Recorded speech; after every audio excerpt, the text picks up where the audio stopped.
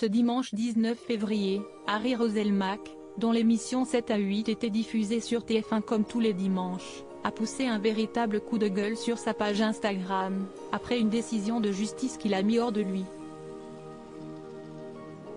Depuis 2008, Harry Roselmack est l'unique visage de 7 à 8, lui qui avait d'abord pris les rênes de l'émission en 2006, en binôme avec Anne-Sophie Lapix.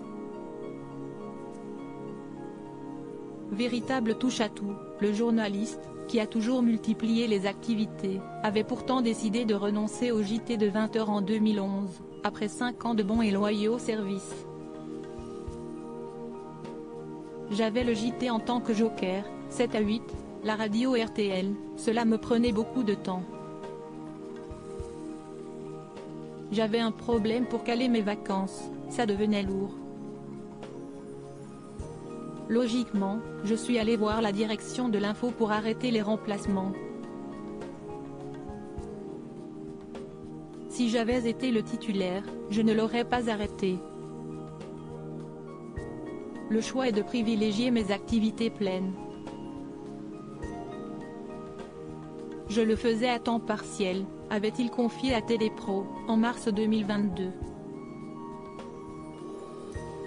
Figure incontournable de la première chaîne, Harry Roselmack n'hésite jamais à hausser le ton sur les réseaux sociaux lorsqu'il le juge nécessaire, et ce fut le cas ce dimanche 19 février, après une inquiétante décision de justice. Le 21 novembre 2020, un homme de 67 ans répondant au nom de Claude Jean-Pierre était violemment interpellé par les forces de l'ordre lors d'un contrôle routier à Des, en Guadeloupe.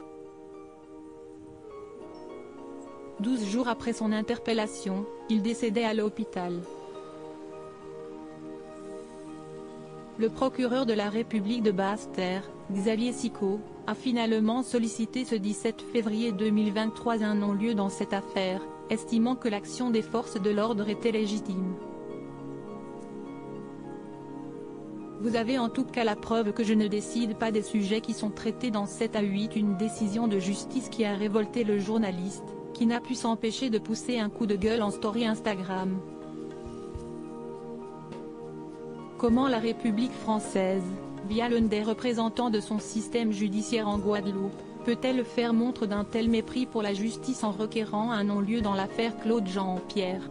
Un usage disproportionné de la force par 2 gendarmes à l'encontre d'un citoyen ayant plus que vraisemblablement entraîné son décès ne mérite même pas un procès? Révoltant, a d'abord écrit Harry Roselmack, lui-même fils de CRS engagé contre les violences policières.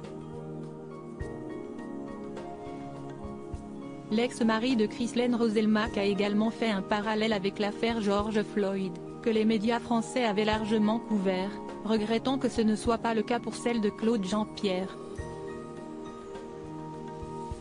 Vous avez en tout cas la preuve que je ne décide pas des sujets qui sont traités dans 7 à 8. Il est anormal que cette affaire soit aussi peu médiatisée au niveau national. On a souvent l'impression que ce qui se passe outre-mer n'intéresse pas du tout les rédactions parisiennes, a-t-il conclu.